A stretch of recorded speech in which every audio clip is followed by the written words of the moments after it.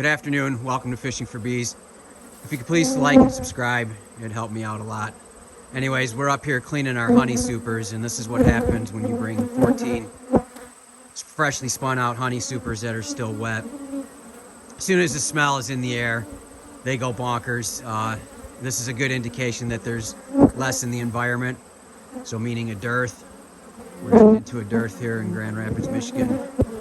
So everything stacked on top is a honey super or wet super above the inner cover. That's key. You can't just put it back on top. They're just going to fill it again if there's resources available. So you have to put your inner cover above your brood nest and then put your honey supers on. And they clean them super dry. I've shown in another video, if you're interested, how clean they are.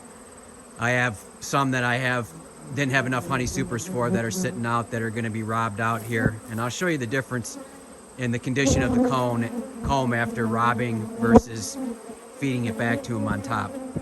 So anyways, we took the Formic Pro off. We're done, thank God. And now they can get up to building their weight and their populations for winter bees. So the weights are really, really good in the tops and then light in the bottom, which is to be expected. After the brood emerges upper in the hive in the colony, they backfill those with honey. So that's a good sign that the top ones are heavy and the bottom ones are light. So now there's gonna lay up the bottom ones and still fill more honey. We are 1 week away from October and I have not fed at all here in Michigan. I like to see where their weights are at before I start feeding. Sugar isn't cheap and it all comes off the bottom line. So I'm really happy with things. I would anticipate I'll have to feed, but I've always had a goal of not having to feed. We pulled our supers off before the goldenrod flow. I think that's why our tops are really, really heavy. So I'm happy with that. And I'll show you a couple other things around the yard. So here's another makeshift feeding station.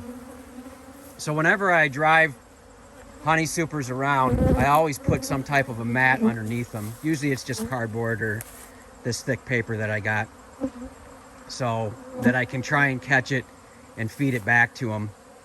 Obviously I don't do anything with harvesting it or for human consumption, but when you get your honey supers, they're wet, they're gonna drip. Definitely after you extract, they're wet, they're gonna drip. So I always put something down. These have been sitting on here for a while, and you can see how soaked the bottom is. And I just take that opportunity to feed it right back to them. Put some weight on top of it so it doesn't blow away.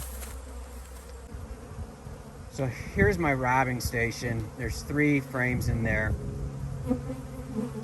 You can even tell by the activity at the entrance here, their demeanor. They're brawling at the entrance, fighting already. This is why I don't like setting my supers out to be robbed. It's just too chaotic, it's too violent, and they do not treat the comb with respect. They tear it apart. So I'll show you these compared to the other ones, like I said, and you'll see the difference between robbing and feeding it back by placing them above your inner cover. All right, so there you go. There's not much more I can do here. I've pretty much succeeded in making everybody angry and everybody interested in the fresh smell of honey in this yard. So hopefully this calms down.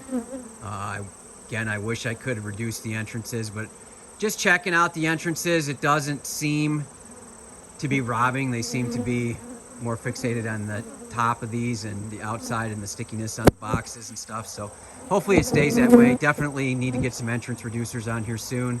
Still going to be some warm days. Still some stuff in the environment.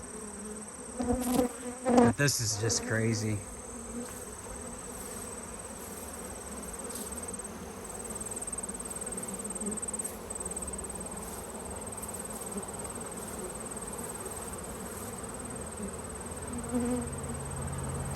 So anyways, one thing I did not do and I have not mentioned is this nuke right here. So I didn't go in there, and you can see why. This is a vulnerable colony. If I start cracking it open and going in there, they will be on it very, very fast because the frenzy is on. When I was carrying supers from my vehicle over here, I was shocked how many bees were already on it. There was no bees on it when I pulled it from my vehicle. And when I ended up over here 30 yards away, there'd be 30, 50, 60 bees on it. It was crazy. And that wasn't even from getting over here where the bees are at. They were hitting me on the way here, landing on it. So anyways, pretty cool, always exciting. If you could please subscribe, I'd appreciate it. If you're interested in freebies, hit me up, message me. I'd love to talk and help you out, catch us some freebies next year. So anyways, thanks for watching.